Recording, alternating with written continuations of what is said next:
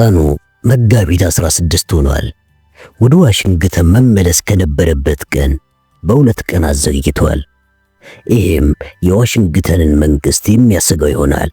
ስጋቱም ጥሩ ነው። አዎ ከዚህ የሜክሲኮ ፍዳው ሊገላገል ይችላል። በዚህ ሁኔታ አፋኞቹ ዘላለም ሸሽገው ሊያቆዩት አይቻላቸውም። በእርግጥ የባለስልጣናቱ ቁጣ እየከረረ ከሄደ ኋላ ላይ የበሰበሰ በድን አካሉ በደን ከተዋጠው ጥንታዊ ማያን ከተማ ፍርስራሽ አካባቢ ተጥሎ ሊገኝ ይችላል።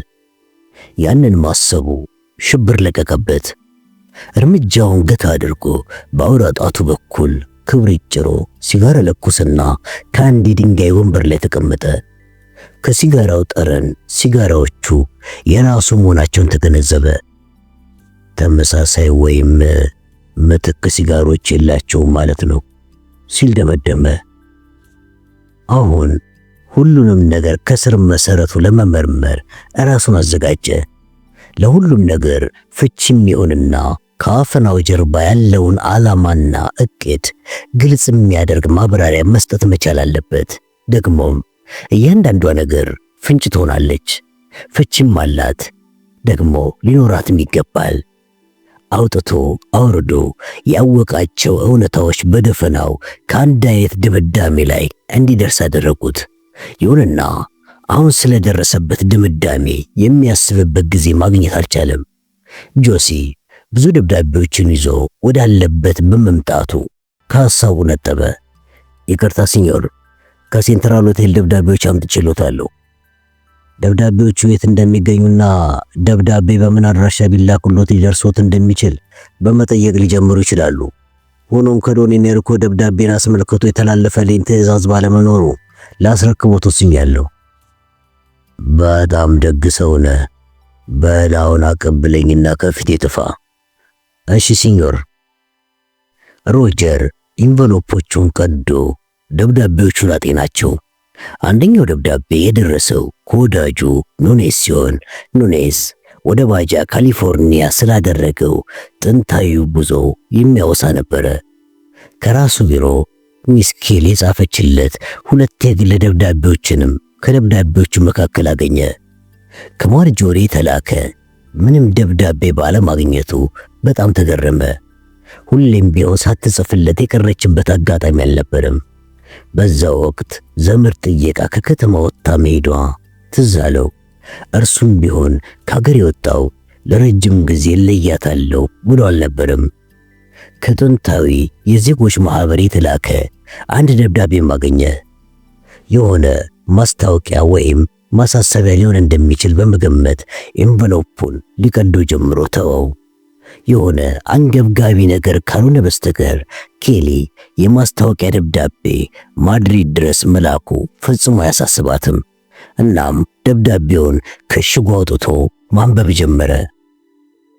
መጋቢት 5 ባዘዙን መሰረት በዚህ ቀን አርኪኦሎጂካ ዲ ኮርዶባል ወይ ጉዝማን ለተባለ ተቋም የተረጋገጠ $25,000 ቼክ በመላክ ትዕዛዞትን ተፈጻሚ ማድረጋችንን እንገልጻለን። ሊሆን አይችልም። አዎ እስከሚያውቀው ድረስ ይህንን መሳይ ትዕዛዝ ያስተላለፈበት ደብዳቤ አልነበረም። እጽ እንዲወስድ ያደረጉት ቢሆንም ያንን አለማድረጉን ግን በእርግጠኝነት ያውቃል። ታዲያ እርሱ ደብዳቤውን ካልጻፈው የጻፈው ማን ነው? ለዚህ ድርጊትስ ተጠያቂ የሚሆነው ማን ነው? የማሳሰቢያ ደብዳቤው የተፈረመው እርሱን በሚቀርበውና ፊርማውን ጠንቅቆ በሚያውቀው ስታሊን አዳምስ ነው። ይሄ ሆን ተብሎ የተቀናበረ ማጭበርበር ነው። አልባሳቶቹን፣ የገንዘብ ቦርሳውን፣ ፓስፖርቱን፣ የሕክምና መረጃውን፣ የጥርስ ምርመራ ውጤቱን እንዲሁም ይህንን የማጭበርበር ተግባር በየተራብ ሰለሰላቸው። ሁሉንም ነገሮች ገጣጥሞ አንዳች ፍቺ ለማግኘት ሞከረ። በመጨረሻም ከአንድ ድምዳሜ ላይ ደረሰ። ይህን ሁሉ የፈጸሙት ለዚህ ሲሉ ነው። አዎ ግን ሊሆን የማይችል ነገር ነው። ልክ ቀዝቃዛ ጥብስ እንደማይበላ ሁሉ ይሄም የሚሆን ነገር አይደለም። እነዚህ ዲቃሎች ይህንን ሙከራቸውን የሚደጉሙት በእኔ ገንዘብ ነው ማለት ነው። የሲጋራውን ቁሬ ወደ ቁጥቋጦዎች ወረወረ። ከዛም አሁንስ በሕይወት መኖሬን ሁሉ የሚፈልጉት መስሎ አልታይ ብሎኛል። ሴኞር ስትሮ ከራስ ጋር እያወራ ነው እንዴ? ሮጀር ድንገት ፊቱን አዞረ። ኮቴውን ሳያሰማ ግዙፉ ዶን ኢንሪኮ የተጠጋው በመሆኑ ተበሳጨ። ከራስ ጋር ማውራት እጅግ መጥፎ ነገር ቢሆንም የተናገርከው ግን ፍጹም ስህተት ነው። አየህ፣ እኛ መኖርህን እንፈልገዋለን። ያንን ስለነገርከኝ ደስ ብሎኛል፣ ግን በሕይወት መኖሬ ለእናንተም ይጠቅማቸዋል። መልስ ማግኘት ያለባቸው አዳዲስ ጥያቄዎች ስላሉና ከእንግዲህ አንድ ብዬ የምመልሰው ጥያቄ የለም። የሆነው ቢሆን እንደ ከዚህ ቀደም ሁሉ የምትጠየቀውን ትመልሳለህ። ሮጀር ከተቀመጠበት ተስፈንጥሮ በመነሳት ወደ ሰውየው ተጠጋ። አዳምጠኝ ዶን፣ ማንም ሆንክ ማን፣ ይኸውልህ ይሄ እብደት ነው። ልብሴን አልበሰ የላከው ሰውዬ እግሩ ዋሽንግተን እንደረገጠ እውነተኛ ማንነቱ ይደረስበታል። ያንን አለማሰብ ቂልነት ነው። ሚሊዮን ዓመት ዕድል ቢሰጠው እንኳን ልብሴን እንደለበሰ ከመያዝ ሊያመልጥ አይችልም። ግዙፉ ሰው በስተግራ ያለውን ሬዞን ያለ እረፍት እያፍተለተለ ፈገግ አለ። አንተን የመሰለ ብሮ አእምሮ ያለው ሰው ለስልጣን በመምረጡ ለመንግስት አድናቆት አለኝ። አሁን ያደረግነው ሁሉ ምን እንደሆነ አውቀዋል ማለት ነው። እንደማይሳካልን አምናሃል። እኔ ግን የተሳሳትክ መስሎ ይሰማኛል። ከገንዘብ የተወሰነውን እንደተጠቀምንበት፣ አዎ እሱን የተናገርከው ንግግር አንተን ስህተተኛ እኔንም ደግሞ ትክክለኛ ያደርገናል።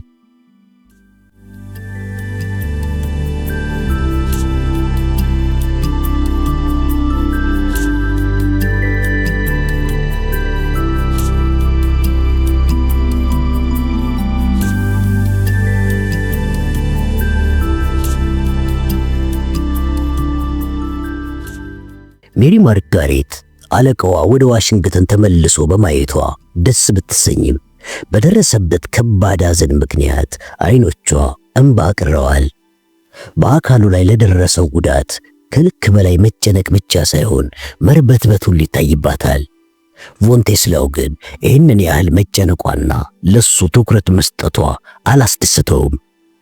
በስትሮና በሷ መካከል ምንም አይነት የፍቅር ግንኙነት አለመኖሩ በጀኝ እንጂ ሁኔታዎች ከባድ ይሆኑብኝ ነበረ ሲል አሰበ። ለነገሩ ቢሮ ሲገባ ያገኘው በጣም ከባድ ስራ ነበረ። የወረቀት ክምር ነበር የጠበቀው። ወረቀቶቹ ድግግሞሽ ሲሆኑ ነገር ግን የግድ መነበብና መብላላት ያለባቸው ግልጽነት በሌላቸው ቃላትና አድካሚ በሆኑ አረፍተ ነገሮች የተሞሉ ጽሑፎች ሰፍረውባቸዋል። ዶሴዎቹ ይጠናቀቅ፣ በስራ ላይ ይዋል፣ ፕሮግራም ያዝ፣ በጀት ይመደብ ወዘተ በሚሉ የዋሽንግተን ባለስልጣናት በሚጠቀሙባቸውና መደበኛ በሆኑ የቢሮ ቃላት የተሞሉ ናቸው። ሁሉም መንግስታት በዚህ ጉዳይ ላይ አቋማቸው ተመሳሳይ እንደሆነ ታስበው ቢሆንም ይሄኛው ከሁሉም የከፋ ሳይሆን አይቀርም። ለነገሩ ስትሮ ላይ በተደረገው ምርመራ ስለ ዕለት ተዕለት የቢሮ የሥራ ክንዋኔ ጥቃቅኗን ነገር እንኳን ሳይቀር በጥንቃቄ አጥንተዋል። በአንድ በኩል ብቻ ከሚያሳየው መስታወት ጀርባ ሆኖ የቦስተናዊውን እንቅስቃሴ ለማጥናት ያጠፋቸው ሰዓታት አሰበ። የተራቀቀ ቴክኖሎጂ ባይኖርበትም በአንድ ወገን ብቻ የሚያሳይ መስታወት በስለላና የውጭ ሰላዮችን በመለየት ረገድ ጉልህ ሚና የሚጫወት መሳሪያ ነው። ዳክሰን የተባለን ኤፍቢአይ አይኑን ጥሎበት የነበረ አንድ ኒውዮርክ ውስጥ የሚንቀሳቀስ የስለላ ቡድንን አስታወሰ። የቡድኑ አባል ስለሆነች አንዲት ሴት ማንነት መረጃ ለማግኘት የቢሮ ሰራተኞች ለሳምንታት ክትትል አድርገዋል። አንድ ቀን ግን ሴትየዋ ራሷ እነሱ ተደብቀውበት የነበረው መኪና ድረስ መጣ። በመኪናው የጎን መስታወት እያየች የከንፈር ቀለሟን ስታበጃጅ በውስጥ በኩል ምስሏን በሚገባ ፎቶግራፍ ለማንሳት ችለው ነበረ። እነዚህ መስታወቶች ሌላ ጥቅምም አላቸው። ሰዎችን ለማስፈራራትና የሚፈለግባቸውን እንዲያቀርቡ ለማስገደድ። ለዚህ ደግሞ የፓሪሱ ታሪክ ተጠቃሽ ነው።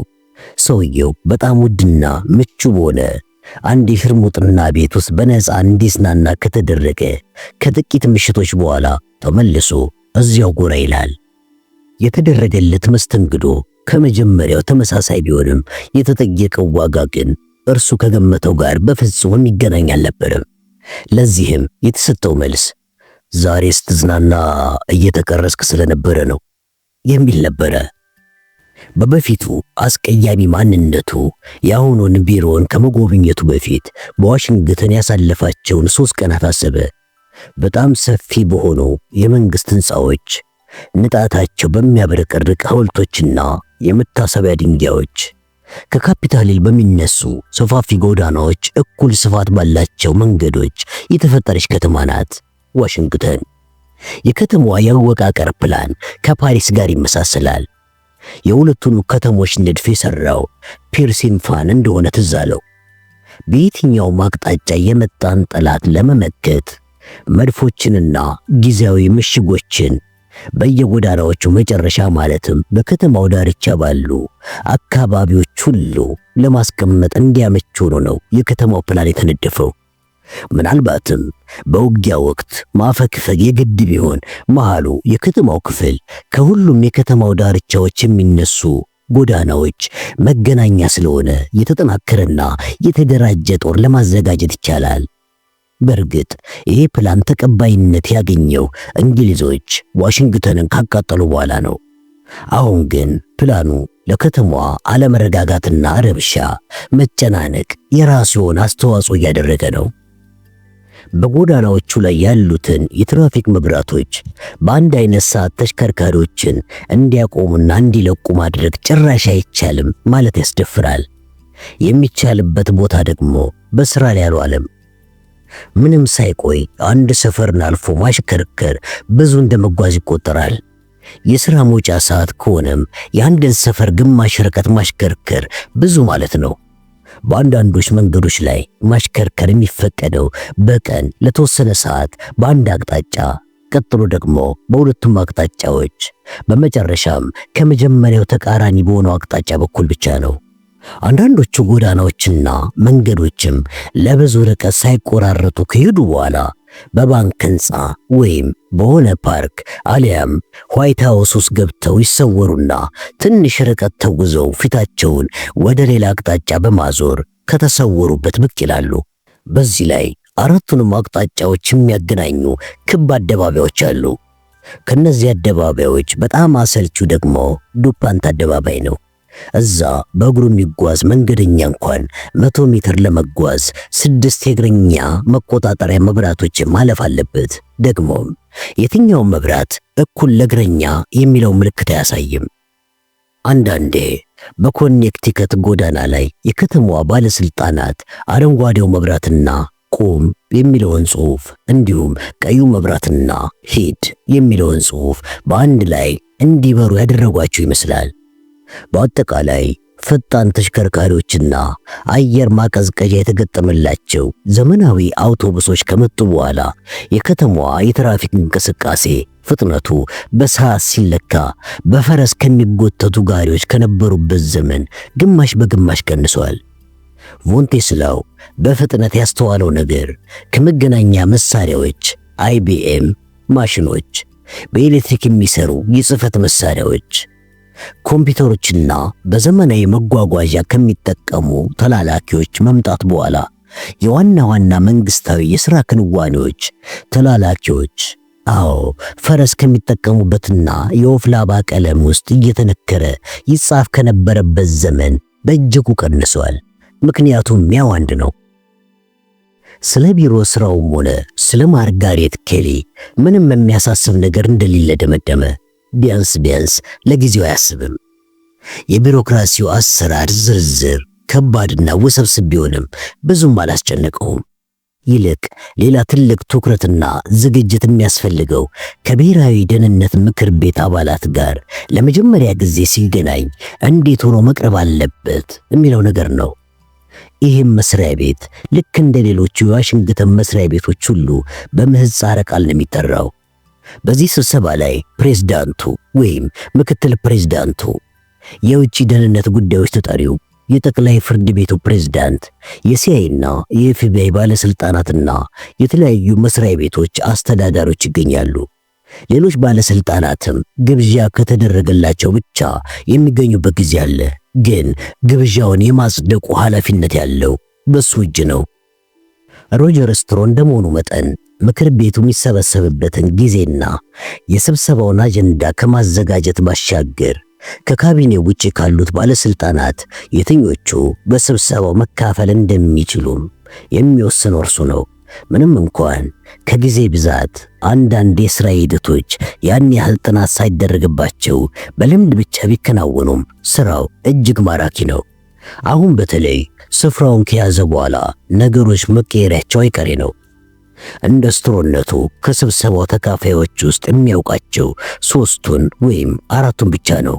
ይኸውም ፕሬዝዳንቱንና የውጭ ጉዳይ ተጠሪውን በሩቅ የሚያውቃቸው ሲሆን የሲአይኤና የኤፍቢአይ ዳይሬክተሮችን ደግሞ በቅርብ ያውቃቸዋል ማለት ነው። እንዲሁም የኤፍቢአይ ምሩቅና በቋሚነት የውስጥ ደህንነት ጉዳዮችን ከሚቆጣጠረው ቻርሊ ጆይስ ጋር የቀረበ ትውውቅ አለው። የመጨረሻዎቹ 2 ሰዎች በስብሰባው ላይ መገኘት ለአእምሮ እረፍት የሚሰጥ ጉዳይ አልነበረም። በሁሉም ቦታ የደህንነት ሰራተኛ መኖር እንዳለበት ያምናሉ። ጋርዲያ ሲቪል ይሁን ሱሬት ናሽናል ወይም ጌስታፓ ብቻ የትኛውም ሰው መጠርጠር አለበት ባዮች ናቸው። ከዲፕሎማቶች በተለይም ፖለቲካዊ ንክኪ ብቻ ካላቸው ዲፕሎማቶች ምንም የሚያስፈራው ነገር እንደሌለ ተሰማው። ለሱ ቋሚ ሆኖ የሲቪልም ሆነ ወታደራዊ መንግስት ሰራተኞች የቱንም ያህል ከፍተኛ ስልጣን ቢኖራቸው የቤት ውስጥ ማጌጫ ቁሳቁሶች እንደማለት ናቸው። አዳዲሶቹ ቪአይፒዎች ትኩረት የሚሰጡት በአብዛኛው ከአዲሱ የሥራ መደባቸው ለሚያገኙት ክብርና በሌሎች ላይ ለሚያሳድሩት የበታችነት ስሜት ነው። ቢያንስ እነዚህ ግርማቸው የሚያስፈራ ሰዎች ከመሰብሰባቸው በፊት በጊዜ ወደ ስብሰባው መድረስ አለበት። ደግሞም ከአስፈላጊዎቹ ዶኩመንቶች ጋር ቀድሞ መገኘት ግዴታው ነው። አንድ እጁ በፋሻ በመጠቅለሉ ከማንም ጋር መጨባበጥ አይጠበቅበትም። ከባድ ሐዘን ላይ እንዳለ ስለሚታወቅም ስራ ነክ በሆኑ ጉዳዮች ላይም ሆነ በሌላ ጉዳይ ላይ ብዙ መናገር አይኖርበትም። ጠረጴዛው ላይ ያለውን ሰዓት ተመለከተ። 8:47 ይላል። በጥርጣሬ ወዲያውኑ የእጅ ሰዓቱን አየ። የእጅ ሰዓቱም የሚያመለክተው ይህንኑ ነው። ጊዜ ማባከን የለበትም። ሁለቴ ምራቁን ወጦና ከንፈሩን አለስልሶ ከወንበሩ ተነሳ። ኬሊ፣ ሰዓት ቆጣሪው ዘንግ ከመሄድ አያቆምም። እኔም ወደ ጦርነቱ እየሄድኩ ነው አለ በግድ ከጉሮሮ ተጋፍቶ የወጣ በሚመስል ድምፅ። ለነገሩ እውነቱም እንደዚያ ነው። ሜሪ ማርጋሬት ኬሊ ግን ይህን አላስተዋለችም። በመጠኑ እየተንገዳገደ ሲሄድ ጭንቀት ባጠላበት የትካዜ እይታ ቃኘችው። በጀሱ የታሸገና የማይነቃነቅ እጅ ድፍረት ያሳጣል ማለት ነው ስትል ራሷን ጠየቀች።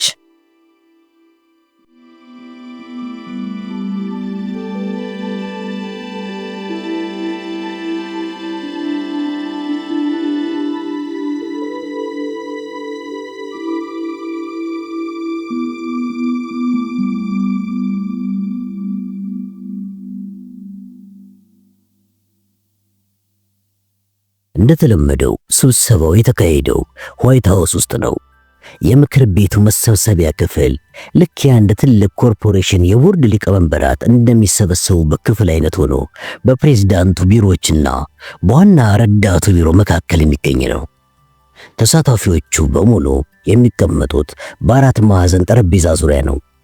እያንዳንዱ የሚቀመጠው ለራሱ ተወስኖ በተለየለት ስፍራ ነው። የሮጀር ስትሮ ስፍራ ወደ ጠረጴዛው ጎን መሃል ተጠግቶ ከፕሬዝዳንቱ በስተቀኝ ከምክትል ፕሬዝዳንቱ ቀጥሎ ነው። በቀኝ በኩል ካለው የፕሬዝዳንቱ ወንበር ቀጥሎ ያለው ለውጭ ጉዳይ ተጠሪው የተመደበ ነው። የፕሬዝዳንቱ አፈጉባኤ ቮንቴስላው ያመጣቸውን ዶኩመንቶች ጠረጴዛው ላይ በጥንቃቄ እየደረደረ በነበረበት ቅስፈት ይህን ሁሉ ማስታወስ አላዳግተውም። ቮንቴስላው ወደ ስብሰባ ክፍሉ በመጀመሪያ የገባውን የምክር ቤት አባል በሚገባ ያውቀዋል። ነገር ግን ሮጀር ስትሮ ሰውየውን እምብዛም አያውቀውም። ይሄ ሰው ምክትል ፕሬዝዳንቱ ነው። አጭር ሰላምታ ተለዋወጡ። በመቀጠል የውጭ ጉዳዮች ተጠሪ ወደ ክፍሉ እንደዘለቀ ወዲያውኑ በደረሰበት አደጋ ማዘኑን ባጭሩ ገለጸለት።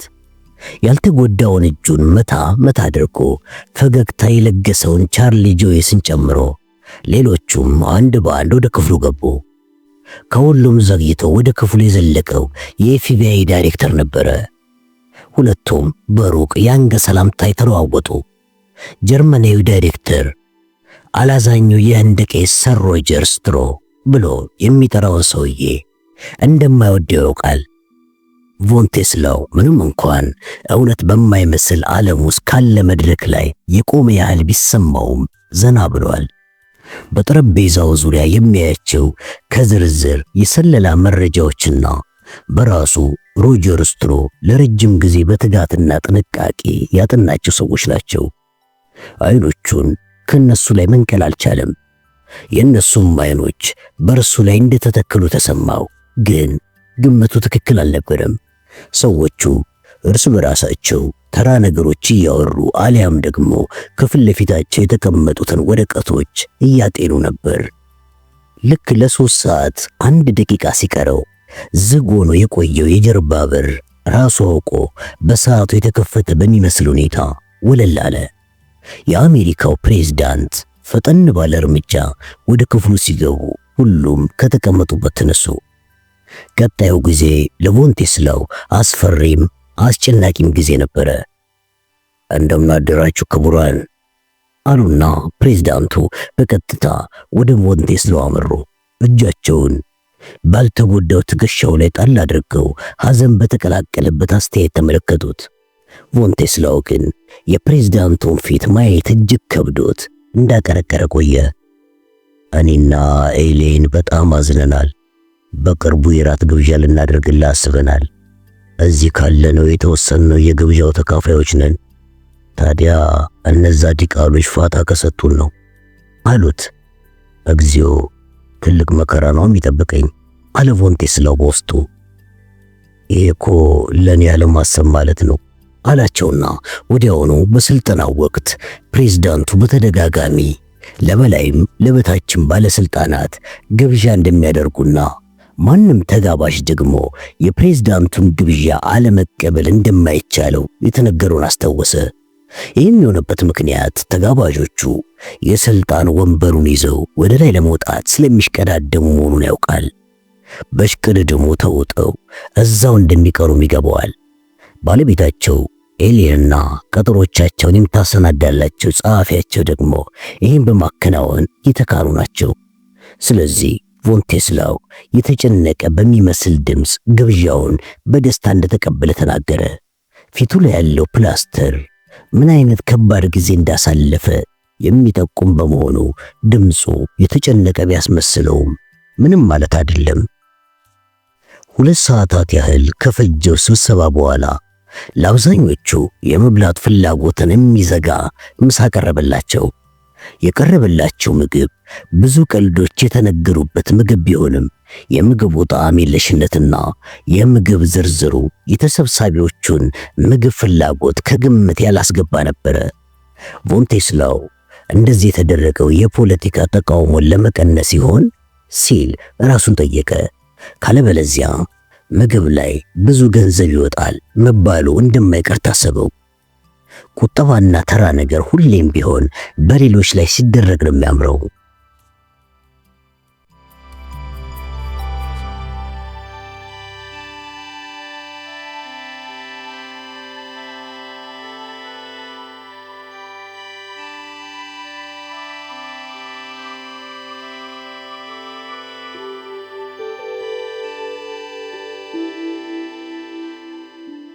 ቮን ቴስላው ከምሳ በኋላ ቢሮ የጠበቁት ክምር ወረቀቶች፣ መልስ የሚያስፈልጋቸው የሐዘን መግለጫ ደብዳቤዎች እንዲሁም ሐዘናቸውን ለመግለጽም ሆነ ጉዳያቸውን እንዲያቀልላቸው ከሚወተውቱ ሰዎች የተቀበላቸው የስልክ ጥሪዎች የከሰዓት በኋላውን ጊዜ አሰልቺ ያደርገውበታል። በተለይ ከተቀበላቸው የስልክ ጥሪዎች 2ቱ ረብሸውታል። ከዚህም አልፎ ተርፎ ጥብቅ ማሳሰቢያ የተሰጠው ቢሆንም አስጨናቂ ውሎ ደዌዎቹን በአክብሮት ወይም በቅጽል ስማቸው ማናገር እንዳለበት እንኳን አስረስቶታል። የመጀመሪያ ስህተት የፈጸመው ለመጀመሪያ ደዌ ምላሽ የሰጠበት ጊዜ ነበረ። የአምላክ ያለ ሮጀር ከመቼ ወዲህ ነው እንደዚህ ዘንጉ የሆንከው? የፕሬዝዳንቱ አማካሪ መሆኔን እያወቅህ የተከበሩ ጸሐፊ አልከኝ እኮ። ጸሐፊነት የመሃኑ ድመት ሥራ መሆኑን የማታውቅ መሰለኝ። ፈጠን ብሎ ይቅርታ ጠየቀ። ፍጥነቱ መረበሹን እንዳላስነቃበት ተስፋ አደረገ። አዝናለሁ ጎረምሳው፣ እንደምታውቀው የመጣሁት ከሩቅ ስፍራ ነው። ብዙ የገጠሙኝ አሳዛኝ ነገሮች። የመጀመሪያውን አረፍተ ነገር አልጨረሰውም። የተናገረውንም ደዋዩ ለመረዳት አላስቸግረውም። ሐዘን ላይ ያለ ሰው በመጠኑም ቢሆን ዝንጉ እንደሚሆን አልጠፋውም። ለሁለተኛው የስልክ ጥሪ ምላሽ የሰጠው የደዋዩን ስም ተጠቅሞ አልነበረም። አነጋገሩም ወዳጃዊ ቅላጼ ያዘል ነበረ። ስልኩን አናግሮ እንዳበቃም ጸሐፊውን ሚስ ኬሊን ከዛሬ ጀምሮ በጣም ሥራ ስለሚበዛብኝ ከፕሬዝዳንቱ ካልሆነ በስተቀር ምንም አይነት የስልክ ጥሪ ወደ እኔ እንዳታስተላልፊ ሲል አዘዛት። ሰረቅ አድርጎ በሚመረምር አስተያየት ባያት ጊዜ ትዕዛዙ የገባት መሆኑን በሚገልጽ የሐዘኔታ አስተያየት ስታየው በዓይኖቹ ያዛት። እንዳሉኝ ያደርጋለሁ ሚስተር ስትሮ። እችን ታክል ጥፋተኛ አላደርጎትም። ለእርሶ ስል ለሚደረጉት የስልክ ጥሪዎች ሁሉ የቁጣ መልስ ሰጣለሁ። እስካሁን ነገሮች የሰመሩለት ይመስላል። የተሰጠውን ገጸ ባህሪ በገሃዱ ዓለም እየተወነው ነው። ጆርጅ ታውን ወደሚገኘው ቤቱ ሲመለስ የጄምስ ቻፕማን የመጠጥ ግብዣ ተቀበለው። ጃማይካዊው ከጠረጴዛው ላይ ያስቀመጣትን ደቃቃ መቅረጸ ድምፅ በጥንቃቄ ያጤናት። ይቺ ነገር ከሮጀር ጋርደን አድርጋ የምታመሳስለኝ ይመስለኛል አለ። የተናገረው እውነት ነበረ። መቅረጸ ድምጿ በመጠንም በቅርጽም በአሰራሯና አላያዋ ላይ በተጻፈው ጽሑፍ ሳይቀር ሮጀር ሉዊስ ስትሮ በቼዝ ውድድር አሸናፊነቱ የተሸለመውን ከብር የተሰራ የሲጋራ ፓኮ ትመስላለች። የረቀቀች ኤሌክትሮኒክስ መሳሪያ ናት። ከ50 ጫማ ርቀት ላይ በአነስተኛ ድምፅ የሚደረጉ ውይይቶችን ድምፁን ቀርጻ ማስቀረት ትችላለች። አሁን ግን ከጄምስ ንግግር ለጊዜው ለታለመለት ዓላማ መዋል እንደማትችል ተረድቷል። ሰውያችን ግን መሳሪያዋን ከምትጠቀምበት ክፍል ውስጥ ሌላ ስውር ተጻራሪ መሳሪያ መኖሩን ሳታውቅ ባትጠቀምባት የተሻለ መሆኑ ነግሮኛል። ይሄ ስውር ተጻራሪ መሳሪያ ያልከው እሱ ነገር ምንድን ነው? የማይፈልግ መቅረጸ ድምፅ በስራ ላይ መሆኑን የሚጠቁም መሳሪያ ነው። እንዴት ነው ስራውን የሚያከናውነው? ምናልባት ሌላ ሰው ሊነግር ይችላል። የማውቀው ያልኩህን እንደሚፈጽም ብቻ ነው። ምናልባት ሌላ ሰው ስለ አሰራሩ መጠየቅ ትችላለህ። እንደዛ ማድረግ ደግሞ ምክንያት ቢስ አያሰኝህም። አሁን ግን ምክንያት ቢስ በመሆኑ ጥያቄን አንስቼዋለሁ። ቢያንስ ለጊዜው የብሔራዊ ደህንነት ምክር ቤት ስብሰባ ተበትኗል። በስብሰባው ስጋት ላይ የጣሉት ነጥቦች የመነሳታቸውን ያህል ከተሰብሳቢዎቹ የተነሱ ፍሬከርስኪ የመወያ ርዕሶችም ነበሩ። ሙሉውን የውይይቱን ይዘት ማወቅ ለሚፈልጉ ክሬምሊኖች ወይም ወደዚህ ለላኩት አሰሪዎቹ አብዛኛው የውይይት ክፍል ግራ የሚያጋባ እንደሚሆንባቸው ግልጽ ነው። በእርግጥ የውይይቱን ይዘት ጨምቆ ከሚልክላቸው የተሳታፊዎቹን ድምፅ ቀርጾ ቢልክላቸው ያስተላለፈላቸውን የመረጃ ታማኝነት እንደሚያጎላ እሙን ነው። ክፋቱ ግን ይህንን ማድረግ አለመቻሉ ነው። ለጊዜው የሚያስተላልፈው ሪፖርት በቂያቸው መሆን አለበት። ለአሁኑ ሪፖርቱን በትንሿ መቅረጸ ድምፅ ቀርጾ ማስተላለፍ ይችላል። የጠዋቱን ስብሰባ አጀንዳዎች ሳይዘነጉት በቶሎ ስራው መወጣት ይኖርበታል። የመቅረጸ ድምጿን መክፈቻ ቁልፍ ተጭኖ ብራማ አካሏን ወደ ጆሮ አስጠጋት። የሚረብሽ ድምፅ በትንሹ የተሰማው ጊዜ ወደ ድምፅ ቀረጻው ተላለፈ። ሁሌም ማንም በሌለበት ይህንን መሳይ ቀረጻ ባደረገ ቁጥር ልጅውን ይመስለዋል። መጋቢት 27 ከጠዋቱ 3 ሰዓት ቀጣዮቹ ተሰብሳቢዎች ቮንቴስላው ብሩህ አእምሮና ነገሮችን በግሩም ሁኔታ የማስታወስ ተሰጥኦ ያለው ሰው ነው።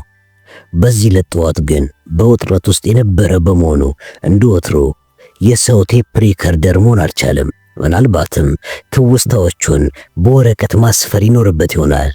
ግና ወረቀቶቹን ጄምስ ቻፕማን ቤቱን በሚያጸዳበት ጊዜ ሊያገኛቸው ስለሚችል ማስታወሻ መጻፉ አደገኛ ነው። የመቅረጸ ድምጿን ማብሪያና ማጥፊያ ተጭኖ ካጠፋ በኋላ ሐሳቡን ለማሰባሰብ ለጠጥ ብሎ ተቀመጠ። ውይይቱ ላይ አዲሱንና ከየ2 መኪና የተሻለ ነው ስለተባለው የስለላ መኪና የቀረበ ጥብቅ መረጃ የነበረ ሲሆን የሲአይኤው የበላይ አዛዥ ግን ጉዳዩ መነሳቱን ተቃውሟል። ለጊዜው ይህን ጉዳይ ብናልፈውና በሌላ ስብሰባ ላይ ብንነጋገርበት የተሻለ ነው ብሎ ነበረ። የፍርድ ቤቱ ፕሬዝዳንት ደግሞ የሲአይኤውን ሐሳብ በመቃወም ግን እኮ አርተር ነገሩ እንዲያ ከሆነ ማለቴ ሁላችንም የማወቅ መብት ሲል የሲአይኤው ሰው አቋርጠው፣ ቴድ ማንም ሰው ይህንን የማወቅ መብት የለውም። ማወቅ ያለብን እዚህ ካለነው የተወሰነው ብቻ ነን ፕሬዝዳንቱ ተናገሩ። አርተር ልክ ብሏል። አሁን ይህንን ትተን ውይይታችንን እንቀጥል። አዎ ያንን መስማት ሞስኮ ትፈልግ ይሆናል። በተቻለ መጠን ውይይቱን በትክክል አስታውሶ መቅረጽ ይኖርበታል። መቅረጸ ድምጿን አብርቶ ከ2 እስከ 3 ለሚደርሱ ደቂቃዎች ከተናገረ በኋላ ርዕሱን አዳዲሶቹን የአፍሪካ መንግስታትን ለመሳብ ወደ ተነደፈው የልማት እቅድ ቀየረው። በመጨረሻም አጭር ማብራሪያ ያከለበት በዘረኝነት ችግርና ችግሩን ለመቅረፍ መወሰድ ስላለባቸው እርምጃዎች ረዘም ያለ ውይይት ተደርጎ ነበረ። ሁሉም ተሰብሳቢዎች ማለት ይቻላል ሁኔታው እየተሻሻለ ነው ከሚል መደምደሚያ የደረሱ ቢሆንም የችግሩ ጀርባ አጥንት ተሰብሯል የሚል እምነት አልነበራቸውም። ይሄኛውን ጉዳይ ሞስኮ ማወቅ የምትፈልገው ነገር አይደለም ሲል ደምድሞ ወደ ጎን አደረገው። ምክንያቱም በዚህኛው የውይይት አጀንዳ ውስጥ የታየው የተለየ ፕሮፓጋንዳዊ ይዘት አልነበረም። እናም የፍርድ ቤቱ ፕሬዝዳንትና ፕሬዝዳንቱ አዲስ የተሻሻለ የሲቪል መብቶችን የሚቃኝ ድንጋጌ መውጣት እንዳለበት ያምናሉ ሲል ውይይቱን ጠቅላላ አድርጎ ለቴፕ ሪከርደሯ ተናገረ። ከዚያ በኋላ ውይይቱ ያተኮረው በወታደራዊ በጀት ምደባ ዙሪያ ነበረ። ይህም ቢሆን ጋዜጦች አስቀድመው ያነሱት ጉዳይ ነው፣ ፍጹም እውነትነት የለውም እንጂ። በውይይቱ ወቅት ያስተዋለው ሌላም ነገር ነበረ። የመከላከያ ሚኒስትሩ የመንግስት መስሪያ ቤቶች ጠቅላይ አዛዥ የሆነውን ሰው እንደማይወደው መረዳት ችሏል። አንተ አይነተኛ ጠባብ አእምሮ ያለ አፍቃሪ ምዕራባውያን በመሆነ ሙሉ ምስሉ ሊታይ አይችልም። ይሄ ሙሉ ምስል የምትሉትን ነገር ወደዛ በሉት እናንተ ሲቪሎች፣ እውነቴን ነው አለ። ሲቪል የሚለውን ቃል የተጠቀመበት እንደ ስድብ ነበረ። የማየው ምንም አይነት ምስል የለም። ሌላው ቀርቶ የጸረ ሚሳኤል መሳሪያ ግንባታችን በፍጥነት እውን እስካልሆነ ድረስ ስለምትለይ ነገር ለማሰብ ቅንጣት ጊዜን ማባከን አልፈልግም። አዎ እዚህ ውይይት ውስጥ አንድ አይነት ጠቃሚ መረጃ አለ። ቮንቴስላው ስለ ፕሮፓጋንዳ መጥረቢያ እዚህ ክፍተት ውስጥ መሳግ ይኖርበታል። ውጤቱም ሀገሪቷን ከዳር እስከ ዳር የሚነጥ ይሆናል። ከ10 ደቂቃ በኋላ ቀረጻውን አጠናቆ የመቅረጸ ድምጿን በር በመክፈት ደቃቃውን የቴፕ ካሴት አወጣው። ካሴቱን ከአንድ የጌጥ መያዣ ፓኮ ጨምሮ ጠረጴዛው መሳቢያ ውስጥ ቆለፈበት። ጄምስ የትና እንዴት በፖስታ ሊልከው እንደሚችል እስከሚነግረው እስከ ነገ ድረስ ራሱ ዘንድ መቆየት አለበት ማለት ነው። አሁን ግን ጃማይካዊው ለሌላ ምክንያት አስፈልጎታል። በሙቅ ሻወርና ትንሽ ሸለብታ ራሱን ዘና ማድረግ ፈልጓል። ለጊዜው ሽባ በመሆኑ ጄምስን እንደ ግል አሽከሩ ሊጠቀምበት ወስኗል። መጠጥ ከወሰደ በኋላ ግሩም ራት ይመገባል። ያ ጥሩ ምግብ ቤት የት ነበር የሚገኘው? ስሙን አስታወሰው። ላፓርሴኔ ሚስቱ ሞታ በሐዘን ላይ የሚገኝ ቢሆንም እንደ ሮጀርነቱ የተከበሩ ሰዎች ከሚመገቡበት ምግብ ቤት መመገብ እንደሚጠበቅበት ተሰምቶታል። ላፓርሴኔ ዋሽንግተን ውስጥ አሊያ ማንኛውም ስፍራ እንደሚገኝ ምርጥ ምግብ ቤት ሁሉ ዝነኛ ነው። ቮንቴስላው በሞስኮም ሆነ ሜክሲኮ ቆይተው በዚህ ዙሪያ በግፊት ያደረገውን ጥናት አስታወሰ። ነፃ ዓለም የምትባለው ሀገር መናገሻ ከተማ አንደኛ ደረጃ ምግብ ቤት ያላት መሆኑ ግርምትን አጭሮበታል። በግዛቷ ውስጥ ያለ ማንኛውም ነዋሪ ከምግብ ቤቶች የመመገብ ፍላጎት የለውም። ነዋሪው ፍላጎቱ ቢኖረውም እንኳን ደረጃቸው ከፍ ያሉ ምግብ ቤቶችን ምርጫው ያደርጋቸው። ዲፕሎማሲያዊ ተልዕኮ ያላቸው የተለያዩ ማህበረሰቦች ላፓርሴኒን ቢያደንቁትም ጊዜያቸውንም ከዛ የሚያጠፉበት ከስንት አንዴ ነው። ለዚህም በበለጠ ድሎትና ባነሰ ዋጋ ሊስተናገዱበት የሚችሉበት ምግብ ቤት መኖሩ በምክንያትነት ይጠቀሳል። ሜሪላንድና ቨርጂኒያ ውስጥ የሚኖሩ ምግብ ቤቱን የሚያደንቁ ሀብታሞችም አልፎ አልፎ በምሽት ወደ ምግብ ቤቱ ይተማሉ። ሲጠቃለል እቺ ከተማ አብዛኞቹ ነዋሪዎቿ ጥቁሮች ሆኑ የአንዲት ትልቅ የክፍለ ሀገር ከተማ እንጂ ትልቅ ከተማ አይደለችም። ስለ ከተማዋ የደረሰባቸው የእስካሁኖቹ ድምዳሜዎች ሚዛናዊ ይመስላሉ። ሮጀር ስትሮ ለረጅም ጊዜ ከተማ ውስጥ መኖርን እንዴት እንደመረጠ ለእርሱ ሊታየው አልቻለም። ምናልባትም የከበቡት ጥሩ ሰዎች ኑሮውን በቀላሉ ለመክፋት አስችለውት ይሆናል። ይህ አባባል ይበልጡኑ ለሟቿ ማርጆሪ ስትሮ የሚስማማ ይመስላል። ምሽቱ ቀዝቃዛና ንፋስ የበዛበት ቢሆንም አስደሳች ነው። እናም ወደ ምግብ ቤቱ የእግር ጉዞ ማድረጉ አግባብነት አለው። በዛፎችና ሕንፃዎች መካከል ያሉት የጆርጅ ታውን ከተማ ጎዳናዎች ዳርቻን ይዘው በሚገኙት ሸክላ የተነጠፈባቸው የእግረኛ መንገዶች ላይ በእግሩ መጓዝ አስደስቶታል። የሕንፃዎቹ ፎቆች በጣት የሚቆጠሩ ናቸው። በጉዞ ላይ በዛፎቹ ቅርንጫፎች መካከል አሻግሮ በንፋስ እገዛ በከፊል የምትታየውን ጨረቃ ስስ ደመናዎች ሲያቋርጣት እንዲሁም ደብዘዝ ብለው የሚታዩትን ከዋክብቶች መመልከት ቻለ። ምግብ ቤቱን እንደጠበቀ ሆኖ አገኘው። የቤቱ ጌጦች ያምራሉ። የግድግዳ ስዕሎቹም ዓይንን ይዘው ያስቀራሉ። ከስዕሎቹ አንዳንዶቹ በምግብ ቤቱ ባለቤት የተሳሉ ናቸው። የቤቱ መብራት ዓይንን የሚወጋም ሆነ ደብዛዛ የሚባል አይደለም። የሜትሪዲ ሆቴል በሆነው ፖል ሞቅ ያለ አቀባበል ተደረገለት። ፖል ምናልባትም ሮጀር ስትሮ ወደሚያዘወትረው ጠረጴዛ እየመራ ወስዶት የጠረጴዛውን የላይኛው ልባስ ቀልጠፍ አድርጎ አነሳው። አጠገብ ወዳለው አስተናጋጅ ዞሮም አዘዘው። የቀረበለት ማርቲኒ ጣፋጭ፣ ቀዝቃዛና ኩል የመሰለ ነው። ከራት በፊት ይህንን መጠጥ መውሰዱ የተሻለ እንደሚሆን አሰበ። እንዲያውም ጥሩ ማርቲኒ ስለሆነ ሌላ ተጨማሪ እንዲቀርብለትም አዘዘ። ማርቲኒውን ከጨረሰ በኋላ ራቱን ጥርቅስ አድርጎ ተመገበ። ሮጀር ስትሮ ጥሩ የመጠጥና ምግብ ፍላጎት ያለው ሰው በመሆኑም አምላኩን አመሰገነ። ተጨማሪ የተጠበሰ ስጋ ማዘዙን አሳፋሪ መስሎ ባይሰማው ኖሮ ባዘዘ ነበረ። ጥቁር ቡናና ብራንዲ ያዘዘው ግን በደስታ ነበረ። እናም ውስጡን ትንሽ ሞቅታ ሽው ሲል ተሰማው። እውነቱን ለመናገር ቮንቴስላው ልጠጣ ካለ አሳምሮ ይጠጣል። አልፎ አልፎም በመጠኑ ይሰክራል። አሁን ግን በእርግጠኝነት ያንን ማድረግ የለበትም። በአካባቢው በቡድን ሆነው የሚጨዋወቱትን ሰዎች ወይም ጥንዶች መልከት አደረጋቸው። ይህን ነበር ነጫጭ ማራኪ ትከሻዎቿ ከለበሰችው ጥቁር ከፋይ ሰደርያ አፈትልከው የወጡ ጸጉረ ሽሮማ የሆነችው ውብ ሴትን የተመለከተው። ሴትየዋን ማወቅ እንዳለበት ተሰማው። የሆነው ሆኖ ጠባቂዋ ለሆነው ጥቁር ሰው መልካም ሴት ሳትሆንለት እንደማትቀር ገመተ። ምናልባትም ጠባቂዋ እንደ ክሮሽ ሀብታም ሊሆን ይችላል። ከቀኝ እጇ የጠለቀችውን የአልማዝ አምባር ከነጣቂ መጠበቅ ግዴታ ይሆናል። አንዳንድ ሰዎች ገንዘብ ማጋበስ ይሻሉ።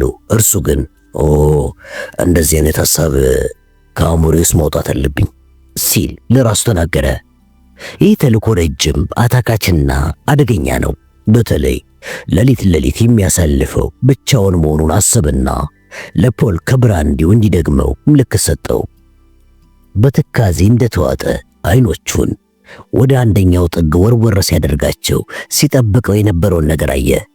ጥቁር የለበሰችው ሽሮዋማ ፀጉር ያላት ሴት ከተቀመጠችበት ተነስታ ወደ ክፍሉ ለገቡ 4 ሰዎች ሰላምታ እያቀረበችላቸው ነው። አሁን ሴትየዋ ሞኒካ ስለመሆኗ እርግጠኛ ሆነ። በአንድ ወቅት ትኬት ቆራጭ የነበረችው ሞኒካ አሁን ስራዋ አስተናጋጅነት ሆኗል። አልፎ አልፎ ምግብ ቤቱን ታስተዳድራለች። ለስፍራውም ዋና ውበት ሆናለታለች። ከተነገረው የተወሰኑን አስታወሰ። ዋሽንግተን ውስጥ ካለ ማንኛውም ሰው የበለጠ ቁጥር ያላቸው ጓደኞች አሏት። ብዙ ጓደኞች አሏት። ብዙዎቹ የቤትም የቤቶችም ይወዷታል። በእሷ የሚቀኑበት ምክንያትም የላቸውም። ራሷን በአንድ ወቅት ለአንድ ወንድ ታማኝ አድርጋለችና የሚለውን ነገር አስታወሰ።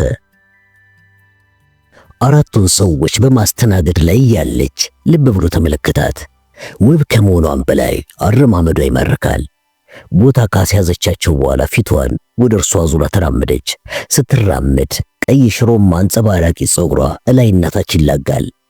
ከናፍርቷ የእንኳን ደህና መጡ ፈገግታ ይፈግጋል። እንኳን በሰላም ተመለስክ ሞንሴር ስትሮ፣ ስላየው በጣም ደስ ብሎኛል። በሙቅ እጇ ክንዱን ያዘችው። በደረሰብን ነገር በጣም ሐዘን ተሰምቶኛል።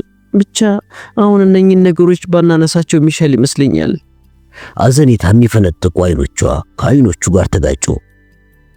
ክፉኛ የመቁሰልና የመሰበር አደጋም ደርሶብሃል። ይህን ግን አልነገሩኝም። እንዴት ቆየሽ ሞኒካ? እኔም ስላየሁሽ ደስተኛ ነኝ። እንደምታየኝ የሜክሲኮ አደጋ ሽባ አድርጎኛል። ቢሆንም እንደማገግም እምነቴ ነው። ውብ ሆነሻል። ደግሞ መጠጥ ልጋብዝሽ? አይ ሞንሴር ስትሮ፣ ጋባዥ መሆን ያለብህ አንተ ሳትሆን እኔ ነኝ። ምክንያቱም ለረጅም ጊዜ ተለይተን ቆይተሃል ብላ ጣቶቿን በማጮ ትዕዛዝ አስተላለፈች። ምናልባት ይሄ የመጠጥ ግብዣው ሊሆን ይችላል።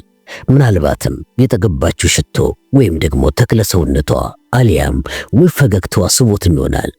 ምናልባትም ከሴት ጋር ግንኙነት ከፈጸመ ረጅም ጊዜ ስለሆነውም ሊሆን ይችላል። በእርግጠኝነት ከሶስቱ አንዱ እንጂ በስለላ ስራው ምክንያትነት አለመሆኑን መናገር ይችላል። ምክንያቱ ምንም ይሁን ምን ቮን ቴስላ ሆን ብሎ ክንዷን አጥብቆ በመያዝ ወደሷ ሰግደድ አለ። ጠንካራ ፍላጎት በሚንጸባረቅበት አነጋገርም ሞኒካ እባክሽን ምግብ ቤቱ እንደተዘጋ ወደ መኖሪያዬ ብቅ በይ፣ ቆንጆ ብራንዲ አዘጋጅቼ ቆይሻለሁ አላት። ሞኒካ አፈገፈገች። ግን እኮ ሞንሴር ስትሮ ወዳጄ ይህንን ማድረጌን አይፈቅደውም። እንዲያውም በጥያቄ በጣም ተገርሜያለሁ። ድንገት ስካሩ ለቀቀው። እምቢታዋ የምር መሆኑን ተረዳ። መገረሟም የጨዋነት። እውነት ለመናገር ልጅቷ ሲበዛ ተደናግጣለች። እርሱ ማለት የቦስተኑ ሮጀር ስትሮ ነው። ሚስቱን በሞት ካጣበት የተቆጠሩት ጥቂት ሳምንታት ብቻ ናቸው። ስህተቱ ፈጦ ታየው። አንድ የማህበረሰባዊ ሕግ መጣሱን ታወቀው። ሂሳቡን ሲከፍልና ኮቱን ሲያጠልቅ ሞኒካ ዘለግ ላለ ጊዜ ትክ ብላ ተመለከተችው።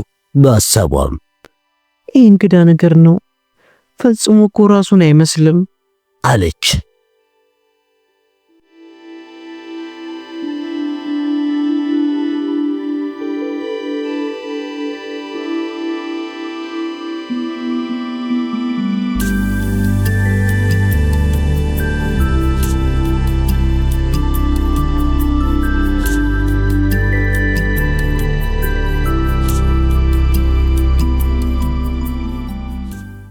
ሮጀር ቢወጣም ቢወርድም የቱንም ያህል ቢገርመውም ጠላፊዎቹ አምሳያውን ማዘጋጀታቸው እውን እንጂ ቅዠት አለመሆኑን ማመን ነበረበት። አሁን ዶን ኤንሪኮ የሱን ጉዳይ በጥብቅ እንደያዙ አውቋል። ጠለፋውን ባቀዱ ሰዎች ውጤታማነትም ተገርሟል። ጠላፊዎቹ ከያዙት ሰዓት አንስቶ ባሉት ሳምንታት ጥልቅ ምርመራ ያካሂዱበት እንደነበርም ልብ ብሏል። አንድ የጥርስ ስፔሻሊስትና ሐኪም ያደርግ ከነበረው ምርመራ በተጨማሪ ሰዎቹ በጠባሳዎቹ ላይ ትኩረት ማድረጋቸውንና የጥርሶቹን አምሳያ ማበጃጀታቸውን ገምቷል። ልብሶቹን፣ ሻንጣውን፣ የገንዘብ ቦርሳውን፣ ፓስፖርቱንና የኪስ ሰዓቱን ሳይቀር ወስደውበታል። ግን ለምን ለሚለው ደግሞ ጥያቄ ገና ምላሽ አላገኘለትም። መሰሉን ሰይጣናዊ ሐሳብ ከዶን ኤንሪኮ አእምሮ ያሰረጸው ምንድን ነው? ምን ያለው ምኞትስ ነው ሜክሲካዊውን አደገኛ ቁማር ያስቆመረው? ጠላፊዎቹ ህልማቸውስ ምን ይሆን? በዋሽንግተን ጎዳናዎች ላይ ግድያ መፈጸም? የሚስጥራዊ መረጃ ስርቆት? ወይስ ደግሞ ብሔራዊ ሚስጥርን የአደባባይ ሚስጥር ማድረግ? ግልጽ አልሆነለትም። ሮጀር በአንድ መልኩ ከነዚህ አንዱ የጠላፊዎቹ ግብ ስለመሆኑ እርግጠኛ ሲሆን፣ በሌላ ጎኑም ወንጀሉን ፈጽሞ ከመሸሽ ባለፈ የረባ ምክንያት ሊኖራቸው አይችልም የሚል ግምት አድሮበታል። እሱን ተመስሎ ዋሽንግተን የሚገባው ሰው ሳይታወቅ መቆየት የሚችለው ለጥቂት ሰዓታት ብቻ ስለመሆኑ እርግጠኛ ሆኗል። ቢያንስ ሌሎች ሰዎች ወዲያውኑ አጭበርባሪ መሆኑን ሊያውቁ ይችላሉ ሲል ደምድሟል። ማርጆሪም አስመሳዩን ከሩቅ ልትለየው እንደምትችል ያውቃል። ምስኪኗ ማርጆሪ ምንም ተራ የህዝብ ግንኙነት ሰራተኛ ብትሆንም እስከሚያውቀው ድረስ ግን ይህን መለየት አያቅታትም። አንዳች አስፈሪ ሐሳብ ውስጡን ናጠው። ማርጆሪ ታሰበችው። ደብዳቤዋን ካነበበ ብዙ ጊዜ አልፎታል። እርሱ ግን በዶን ሜሪኮ ሳንሱር የተደረገባቸው ጥቂት ተደጋጋሚ ደብዳቤዎችን ጽፎላታል። ይኸውም ለይምሰል የቀረበለት ከስር መለቀቂያ ገንዘብ ጥያቄ ከተነሳለት ጊዜ አንስቶ ነው። አዎ፣ እሷ ግን ለደብዳቤዎቹ የሰጠችው ምላሽ አልነበረም። ምን ሆነ ይሆን? አምሳያው በማርጆሪ አንዴ ከታየ በኋላ ሳይታወቅ ሊቀር አይችልም። እንግዲያውስ አንድ ነገር ሳያደርጓት አልቀሩም። የለም ያንን የመፈጸም ልብ አይኖራቸውም ሲል ለራሱ ተናገረ። በንዴት ያንን ሐሳብ ማመንዠጉን ቀጠለ። አዎ ነገሩን ደፍሮ ይፈጽሙት ይሆናል። በአንዲት ነፃ ሀገር ያለን አየር ማረፊያ ተቆጣጥሮ የዩናይትድ ስቴትስ ፕሬዝዳንትን መጥለፍ የቻለ ድርጅት ማድረግ የማይችለው ነገር አይኖርም። የምስኪኗና ብቸኛዋ ማርጆሪ ጣፋንታ ምን ይሆን? ያንን ደግሞ ማወቅ ያለበት ጉዳይ ሆኖ ተሰማው። ማወቅም አለበት። መጥሪያ ደውሉን ለመደወል ወደ በሩ አመራ። ለመደወል የዘረጋውን እጁን ግን መልሶ ሰበሰበው። አይሆንም፣ በጭራሽ አይሆንም አለ ለራሱ። ፍራቻው ስጋ ለብሶ ከገዘፈ ዶን ሜሪኮን በእጁ አንቆ ከመግደል እንደማይመለስ ታስቦት ነው። ሆኖም ግን ምንም ጥቅም የለውም። ሰውየውን መግደል ቢችል እንኳን ከዚህ እስር ከነ ሕይወቱ ማምለጥ እንደማይቻለው ያውቀዋል። የተናነቀውን ተስፋ መቁረጥ የቀላቀለ ንዴቱን መልሶ ዋጠው። ከሁሉም በፊት ግን ጊዜ ወስዶ ማሰብ ይኖርበታል። ከበሩ ተመልሶ ወንበሩ ላይ ዘፍ ብሎ ተቀመጠና መዳፉን ጭንቅላቱ ላይ አድርጎ በማቀርቀር ትንሽ ጊዜ አለቀሰ። ጊዜው የሚናደድበት፣ የሚጸጸትበት ወይም ፍርሃቱን የሚያስተናግድበት ጊዜ አለመሆኑ ተሰማው። አንድ ሊያደርገው የሚገባ አብይ ነገር አለ። እንዴት አድርጎ ማምለጥ እንደሚችል ማቀድ። ይሁን እንጂ ስለ ዕቅዱ ለማሰላሰል ዘለግ ያለ ጊዜ ያስፈልገዋል። ሁሌም ቢሆን ርዝም ያለ ጊዜ ወስዶ ማሰብ ውጤትን እንደሚያስገኝለት ያውቃል። ምንም መሳሪያ ሳይታጠቅ ተቆልፎበት ባለበት ሁኔታ ከዚህ እስራት ማምለጥ የሚያስችለውን ቀዳዳ መፈለግ ይኖርበታል። ለዚህም የአጋጆችን ድክመት መጠቀም ይኖርብኛል ሲል ደምድሟል። ዕቅዱንም መጀመሪያ ከአሳሪዎቹ አንዱና ደካማ በሆነው ግለሰብ ላይ ለመተግበር ወሰነ። ከቅምጡ ተነሳ። አሁን ግን የሚያቅማማበት ጊዜ አይደለም። ያለምንም ማወላወል ደውሉን ተጭኖ ጆሲን ጠራው። ትሁቱና አጭሩ ጆሲ እንደ ወትሮ በፈገግታ ታጅቦ በሩ ላይ እንደቆመ ለሰላምታ ጎንበስ አለና ሲኞር ፈልገውኝ ነው ሲል ጠየቀ። ግባ ጆሲ፣ ሲኞር ውሃ ስለጠማው የሚጠጣ ነገር ያስፈልገዋል። ብቸኝነቱ ሰልችቶትም ግሩም ጨዋታ ይፈልጋል። መጀመሪያ ግን ቀዝቀዝ ያለ ቢራ ለኔም ላንተም ይዘና። ታዛዥ ነኝ ሲኞር፣ ያዘዙኝን አሁኑ ፈጽማለሁ። ከሁለት ደቂቃ ባነሰ ጊዜ ውስጥ ቢራዎቹን ከነብርጭቆቹ ይዞ ተመለሰ። እስረኛና አሳሪ ጽዋቸውን በአንድነት አንስተው ጤና፣ ገንዘብ፣ ፍቅርና ሕይወት ከኛ ጋር ይሁኑ ተባባሉ። ባለሳሳት ሲኞር፣ ከኔ ጋር መጫወት እንደሚሹ ነግሮኝ ነበረ። አዎ ነግሬ ነበረ። ሮጀር ሲጋራ ጋበዘው። ጆሲ ግብዣው በደስታ ተቀበለው። ጆሲ ቤተ ክርስቲያን ትስማለህ? ጆሲ በአዎንታ ራሱን ነቀነቀ። ለነገሩ ክርስቲያን ነኝ። እንግዲያው ልብ ብለህ አዳምጠኝ። እኔም በሆነ ቤተ ክርስቲያን ሳሚ ነኝ። ሁለታችንም የምንስማው ቤተ ክርስቲያን ውስጥ ያለው ፈጣሪ ደግሞ አንድ ነው። ይህ ፈጣሪ ደግሞ የቤተሰብን ጥምረት ፈቅዷል። ባል ከሚስቱና ቤተሰቦቹ ጋር እንዲቆይና ተገቢውን ጥበቃ እንዲያደርግላቸውም አዟል። ከነሱ ተለይቶ መኖሩን ባልን ኃጢአተኛ እንደሚያደርገውም ተናግሯል። አንተ የምታመልከው ፈጣሪ እንደዚህ አይልም እንዴ? የኔም ያንተም ፈጣሪ አንድ አይደለም እንዴ? በትክክል አንድ ነው እንጂ ሲኒዮር። እንግዲያው አንድ ሰው ሌላውን አስገድዶ ከሚስቱ ነጥሎ እንዲኖር የሚያደርገው ከሆነ በፈጣሪ ዓይን ኃጢአተኛ ነው። እየሰማኝ ነው? አዎ ሲኒዮር። ጆሲ ደረቅ ሳቅሳቀ። እንደ አባባሉ ከሆነ ከዚህ የስር ክፍል የቆለፉቡ ግለሰቦች አባሪ በመሆኔ እኔን ጆሲ ማቲያስን ኃጢአተኛ ነኝ እያሉኝ ነው አይደለ? ይሄ ይሁን ግን ጆሲ በግዴለሽነት ትከሻውን ነቀነቀ። ከዛም ግን የፈጸምኳቸው ሌሎች ብዙ ኃጢአቶች አሉ። በዚህም በቀጣዩ ዓለም ስቃይ እንደሚጠብቀኝ ቀሳውስት ነግረውኛል። ሲኒዮር እኔ ምስኪንና ማረባ ሰው በሆንም ዶን ኤንሪኮ ትዕዛዙን ፈጽምለት ዘንድ እንደሚከፍለኝ ላስታውሶት እወዳለሁ። ትዕዛዙን እስካልፈጸምኩኝ የኔም ሆነ የማቴዎች ዕጣ ፋንታ በችግር አለንጋ መገረፍ ይሆናል። ክፋቱ ታዲያ ከዚህ ሁሉ በላይ ዶን ኤንሪኮ ለፖሊስ ጥፋቶችን ጠቁሞ ዘብጥያ እንድወርድ ማድረግ መቻሉ ነው። አሊያም እሱ ራሱ ይገለኛል። አዳምጠኝ ጆሲ፣ ሀብታም ሆኔ ሰምተሃል አይደል? ትክክል ነኝ? አዎ ሰምቻለሁ። መልካም። እንግዲያውስ የምልህን ከፈጸምክልኝ ሀብታም ላደርግ እችላለሁ። ለአሁኑ እዚህ ያስኩትን 500 የአሜሪካን ዶላር እሰጥሃለሁ። አሁን በእጅ ያለው ይሄ ብቻ ስለሆነ ነው። አንተም ታዲያ ከዚህ ማምለጥ እንድችል ትረዳኛለህ። ወደ ቤተሰቦቼ እንድመለስ እርዳኝ ጆሲ። ይህን ደግሞ ኃጢአትን ሊያስተሰርይልህ የሚችል በጎ ምግባር ነው። ነፃ እንደወጣው ወዲያውኑ ተጨማሪ ክፍያ እሰጥሃለሁ። ያም ልጆችን ጭምር መመገብ ያስችላል። ከዚህ ሌላ ለቤተ ክርስቲያን የምትመጸውተው ገንዘብም ይኖራል። የነፍስ አባት የኃጢአት ዕዳ መቃለሉን እንደሚነግሩ እርግጠኛ ነኝ። እንግዲህ ነገሩ ሁሉ እንደዚህ የተቃና ይሆናል አይመስልም? ጆሲ በቀጥታ መዳፎቹን እያፋተገ ሲኒዮር ልክ ብለዋል። እንደነገርኩት ምስኪን ሰው ነኝ። ይሁንና ይሄ ለኔ በጣም አደገኛ ነገር ነው። ዶን ኤንሪኮ የበለጠ መጥፎና ብኩል ሊሆንብኝ ይችላል። እርሱ የሆነ ሥራ ኖሮት ከዚህ ርቆ እስካልሄደ በቀር በተአምር እዚህ ነገር ውስጥ እጄን ለመክተት አልደፍርም። እስቲ አንድ ጥያቄ ልጠይቆ ሲኒዮር። ጠይቀኝ። ካመለጡ በኋላ ቀሪውን እንደሚከፍሉኝ ምን ማረጋገጫ ይኖረኛል? ፖሊስ ጋር ሄደው ሪፖርት እንደማያቀርቡብኝስ እንዴት አውቃለሁ? እርግጥ ነው ልታውቁ አትችልም ጆሲ። እኔስ 500 ዶላሩን አሁን ከሰጠው በኋላ በሚስጥር እንደምትይዘውና ሌላ ሴራ ላለማሴር እንዴት አውቃለሁ? ሁኔታውን ለዶን ኤንሪኮ ሲመጣ ታማኝ አገልጋዩን በጉቦ ደልዬ ላሳስት እንደሞከርኩኝ እንደማትነግርብኝስ እንዴት ላምን እችላለሁ? አሁን ገና ክብሬን ነኩኝ ሲኒዮር። ገንዘቦቱን ከወሰድኩማ የእናቴን ቀን ይስጠኝ እስከ መጨረሻው ረዳውታለሁ። ሚስጥሮቱንም ሚስጥር ያድርግ ይጠብቃለሁ።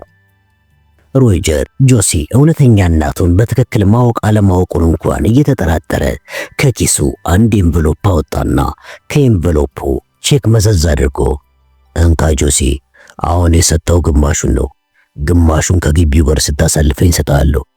የተቀረው ደግሞ እምነትህን በእኔ በመጣል ወደፊት እከፍላለሁ፣ እመነኝ አለው። ጆሲ በትህትና እጅ ቢነሳም ቼኩን ለቀም ያደረገው ግን በማይታመን ፍጥነት ነበረ። አሁን ቶሎ መሄድ ይኖርብኛል።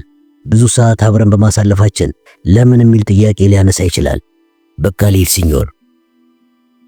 በድጋሚ እጅ ነስቶ ወደ በሩ አመራ። በሩን ከመክፈቱ በፊት ፊቱን ወደ ሮጀር መልሶ በፈገግታ ተመለከተው። ጆሲ እጅግ እምነት የሚጣልበት ሰው መሆኑን የሚያውቁበት ጊዜ ሩቅ አይሆንም ሲኒዮር።